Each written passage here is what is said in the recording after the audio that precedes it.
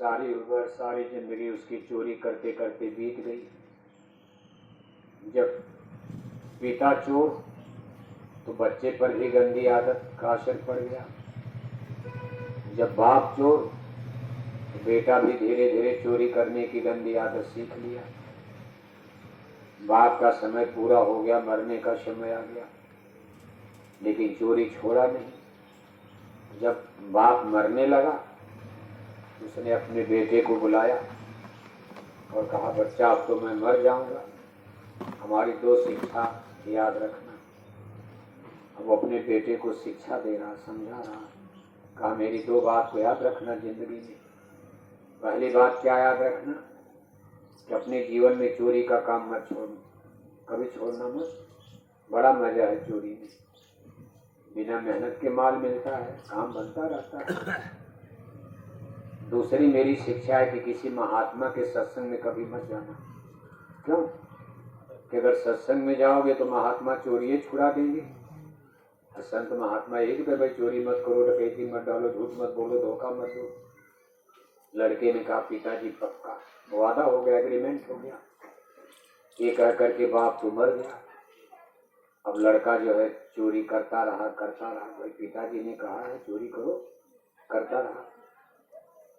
एक दिन शाम के समय अंधेरे में इसी तरह से मंदिर दिवाले शिवालय पर गांव में एक महात्मा जी का प्रवचन यानी सत्संग हो रहा था। सब लोग सत्संग सुनने आए। अब लड़के ने देखा कि गांव में सबका घर सूना पड़ा। उसने सोचा चलो किसी घर में आज चोरी ही कर लिया जाए। सब लोग गए सत्संग सुनने। अब उस जमाने में चोरी कच्ची दीवार होती थी। पीछे से दीवार तोड़कर एक मकान में घुस गया। जब खड़बड़ किया, संजोग से उस मकान में एक औरत जाग रही थी, वो सत्संग में नहीं गई थी। उसने सोचा कि सब लोग चले गए। जब उसने देखा कि घर में तो चोर आ गया, उसने हल्ला मचा दिया। अब चोर जल्दी से निकल करके भागा। पीछे से गांव वालों ने दौड़ाया, 2-4 लोगों ने दौड़ा लिया और सामने पुलिस वाले पहरा दे रहे थे। सामने पुलिस, पीछे गांव वाले, बीच में लड़का। अब लड़के ने सोचा अब तो हम पकड़ लिए जाएंगे, जान बचेगी नहीं। तब तक महात्मा जी का सत्संग आ गया। रास्ते में भीड़, दौड़ करके उसी भीड़ में घुस गया और भीड़ में जाकर चुपचाप बैठ गया। जब उसने देखा भाई ये तो महात्मा जी का सत्संग हो रहा, तो उसको अपने पिता की बात याद आ गई। पिताजी ने कहा था किसी महात्मा का सत्संग मत करो। उसने अपना दोनों कान अंगुली से बंद कर लिया। कहा भाई आ तो गया लेकिन सुनूंगा नहीं मैं, पिताजी का आदेश है, शिक्षा है। पुलिस उधर से आए। अब पुलिस वाले तो देख रहे कि लड़का इसी भीड़ में गया, लेकिन अंधेरा था। अब कहाँ जाकर बैठ गया भीड़ में। लेकिन पुलिस वालों की निगाह पड़ी कि एक लड़का कान में उंगली डाल के बैठा है। पुलिस वाले भी तो चालाक, उनको शंका हो गई, लगता यही चोर है। सब लोग कान खोलकर सत्संग कान बंद करके क्यों बैठा। जाकर उसको पकड़ा, थाने ले गए, डंडा बजाए लोग। लेकिन वो भी इतना घाघ चोर था कि अपनी चोरी को कबूल नहीं किया। कहा ना मैं चोर नहीं हूं, मैं तो सत्संग सुनने गया था, मैं चोर नहीं हूं। राजा के पास खबर गई तो राजा ने कहा भाई जब वो चोर नहीं है तो उसको जेल में क्यों डाले, क्यों मारे, छोड़ दो उसको। तो राजा के दरबार में सीआईडी विभाग में, गुप्तचर विभाग, एक महिला थी, औरत थी। उसने कहा महाराज हमको आप 1 दिन का समय दीजिए, हम पता लगाएंगे सही बात क्या है। राजा ने कहा भाई 1 दिन नहीं 2 दिन का समय ले लो। अब देखो उस महिला ने, औरत ने 4 भुजा बना लिया, 4 हाथ। 2 हाथ तो सबके पास होता, 2 हाथ उसने नकली जोड़ लिया। जैसे आप देवी की मूर्ति में देखते हो लोग बनाते हैं कारीगर लोग, मिट्टी का, पत्थर का। 4 भुजा वाली चंडी देवी, 1 हाथ में तलवार, 1 हाथ में खप्पर। देवी की मूर्ति की पूजा आप नवरात्रि में हिंदू लोग करते हैं।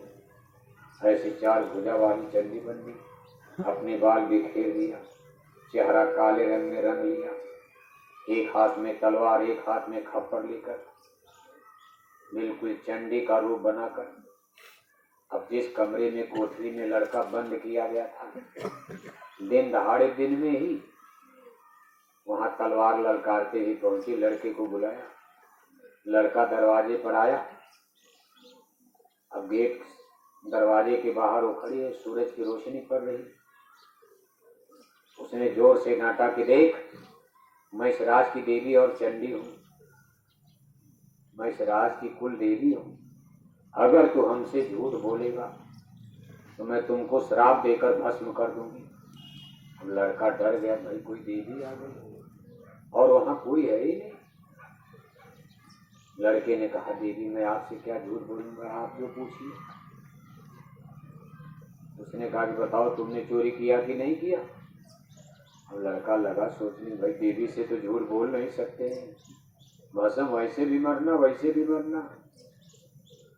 अब वो सोचा कि सही बोल दिया जाए कि मैं चोर हूं। तब तक उसकी निगाह पड़ गई परछाई, क्योंकि सूरज की रोशनी पड़ रही थी तो देवी की परछाई उधर थी। लड़के ने कहा, ये तो नकली देवी है, परछाई देखकर समझ क्यों।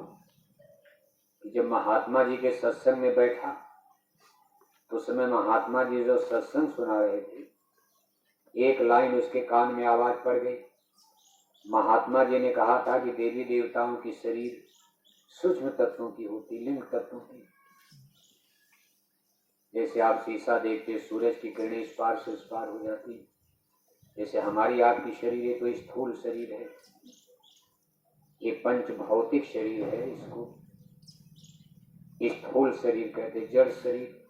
ये 5 तत्वों से बनी है, क्षितिजल पावक गगन समीरा, जल पृथ्वी अग्नि वायु आकाश। हमारी शरीर पारदर्शी नहीं है।